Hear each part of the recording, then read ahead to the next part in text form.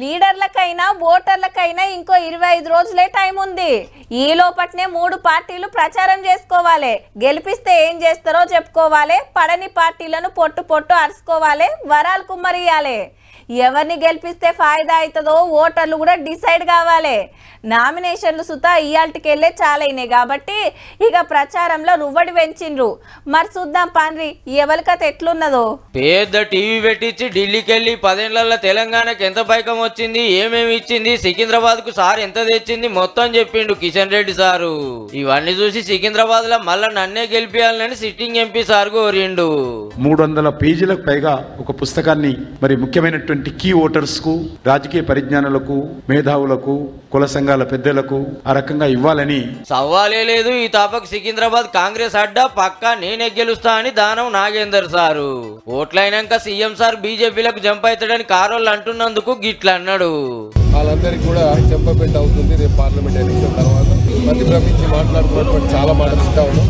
ఏదేమైనప్పటికీ మేము ఎవరిని ఇప్పుడు విమర్శించదలుచుకోలేదు. మా రిజల్టే వాళ్ళందరికీ జవాబు. ఇక చెప్పుకోవాల్సింది ఎమ్మెల్యే రాజగోపాల్ రెడ్డి సార్ కట్టిన షరతు గురించి. నకిరేకల్, మునుగోడు, భువనగిరి, ఆలేరు, తుంగతుర్తి ఎమ్మెల్యేలలో ఎవరు కాంగ్రెస్ పార్టీకి ఎక్కువ మెజార్టీ తెస్తారో చూద్దామని ఛాలెంజ్ చేసిరిండు.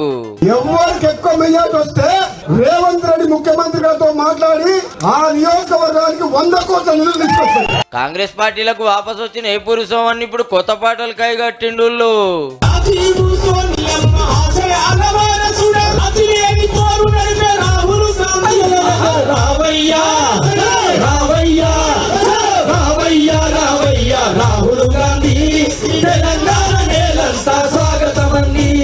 పొద్దుగాల మార్నింగ్ వాకింగ్ చేసుకుంటా పబ్లిక్ తో ముచ్చట పెట్టి టికెట్ ఎవరికి వచ్చినా కరీంనగర్ ఎంపీ సీటు పక్కా గెలుస్తామన్నాడు మంత్రి Ponnam sir. Local MP Bandi Sanjay sir ను గిట్లా అరుచుకున్నాడు. తెలంగాణ ఏర్పాటును పార్లమెంటులో అవహేళన చేసిన ప్రధానమంత్రి తెలంగాణ దొంగతనంగా తలుపులేసి తీసుకుపోయారని చెప్తున్నటువంటి భారతీయ జనతా పార్టీ ఏ నైతికతతో ఓటు అడుగుతుందని అడుగుతాను. ఇలా ఎమ్మెల్యే కడియం సార్ వర్ధన్నపేటలో మీటింగ్ పెట్టి కావ్యక్కను గెలిపియాలని కోరిండు. మెదక్ ఎంపీగా నీలం మధు సార్ ను గెలిపియాలని పటాన్చెరులో ప్రచారం చేసిండు జగ్గారెడ్డి సారు.